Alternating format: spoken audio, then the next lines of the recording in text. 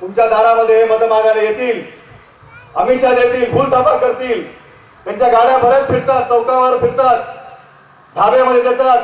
कोणी म्हणतं आमच्याकडे गणपती दिला, कोणी म्हणतं आमच्याकडे टी शर्ट दिला, कोणी म्हणतं आमच्याकडे टाळ विना दिली. आता गणपती आले, आशीर्वाद देऊन निघून गेले. नानांना आशीर्वाद दिला, रेणापूरला तिकीट मिळालं. अजून काय पाहिजे? गणपती कुणी वाटू द्या, आशीर्वाद त्र्यंबक नाना भिसेलाच मिळाला. विघ्नहर्ता, या सगळ्या दुष्ट लोकांचं विघ्नहर्ता करून आपले सगळे संकट आपल्यासोबत बाप्पा घेऊन गेलेले आहेत. आणि पुढच्या वर्षी नानाच्या माध्यमातून ह्या परिसरामध्ये अधिक विकास लवकरच ते घेऊन येणार आहेत, अशी एक संकल्पना त्यामध्ये होती.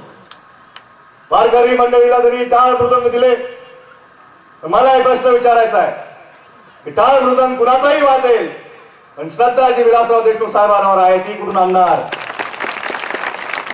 मनामध्ये देशमुख साहेबांची श्रद्धा असेल तर टाळ मृदंग कुणाचाही वाजू द्या, विठ्ठल विठ्ठल विलास विलास हेच नाव ऐकू येईल. आणि विठ्ठल विठ्ठल विलास विलास करत आम्ही ह्या भागाचा विकास विकास करत राहणार, ही प्रतिज्ञा इथं आपण घेतोय. आणि तुमच्या सगळ्यांचा साथ इथं पाहिजे. मतदान करून घ्यायचं आहे. 15 तारखेला काळजीपूर्वक सगळ्यांनी मतदान करावं आणि यांचा निरोप घ्यावा.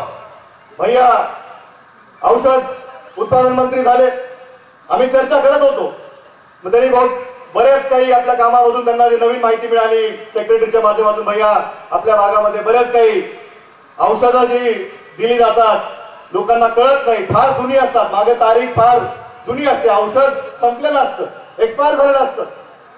आता ह्या परिसरात सुद्धा उमेदवार ह्याच औषधाप्रमाणे आहेत. काय करावं? औषधाला माहित असते की आपली तारीख संपली,